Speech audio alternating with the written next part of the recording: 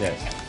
All right, welcome back. Season 5 of House of Cards finds Kevin Spacey's President Underwood fighting tooth and nail for re-election while fending off an investigation into his deadly past. And despite the political sharks closing in, Frank is still up to some shady business in the White House. Take a look. Maine, Wisconsin, and New Hampshire are still in play. All three.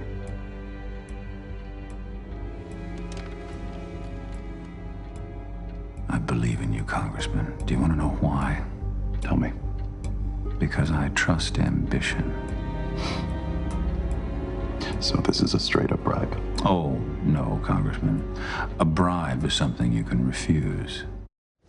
Godfather Underwood, nice to see you. Thank you, thank you. He's rough. Before we get to the season, yeah. Did you ever imagine that there would come a time in real-life politics that would make the plot lines of your show seem tame?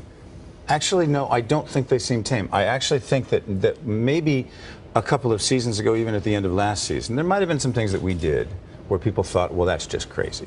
That couldn't possibly happen. And now? And now, 18 months later, I think people are feeling like, wow, it is possible. Has what's happened in Washington forced you to change course at all on the show?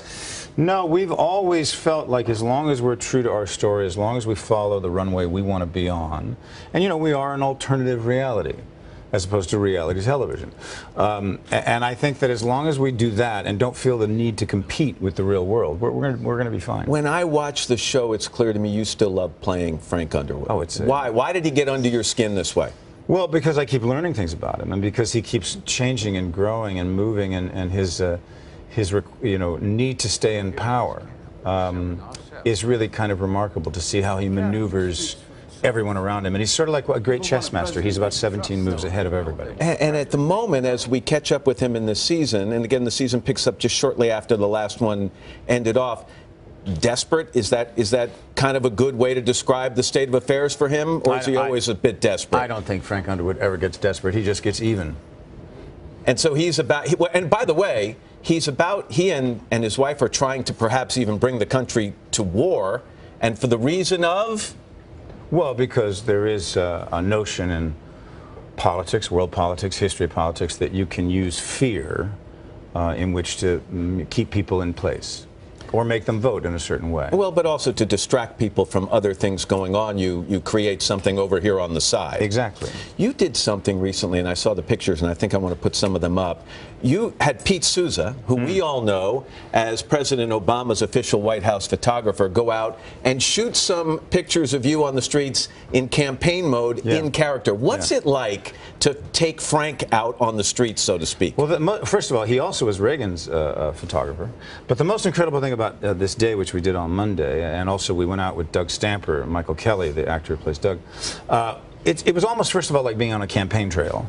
I felt like we were really running for office. And secondarily, about 97% of the people who stopped me on the street called me Mr. President. Do they really? Yeah, they really You did. like that? I just found it was sort of very interesting. They didn't say Kevin, they said Mr. President. What could be better than that? You're also doing a couple other things, and I want to mention one in particular because I find it fascinating.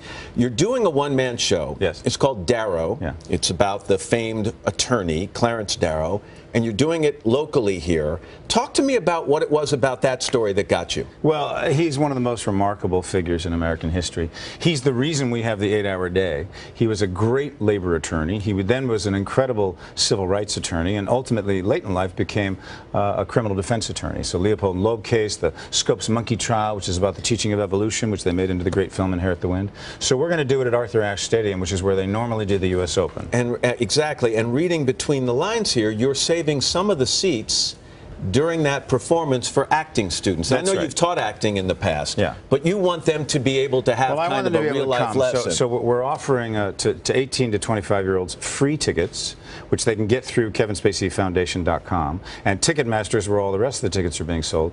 And look, we're not going to sell out the whole stadium. It's 25,000 people, so it's actually going to feel remarkably intimate. We'll probably play to about 5,000 people. We're bringing 600 seats onto the court. And I like the fact that I can say it's Clarence Darrow on court. Perfect. It's a good tagline. It's great. By the way, hosting the Tonys. Yes. Have you been practicing opening envelopes so you don't have one of those moments?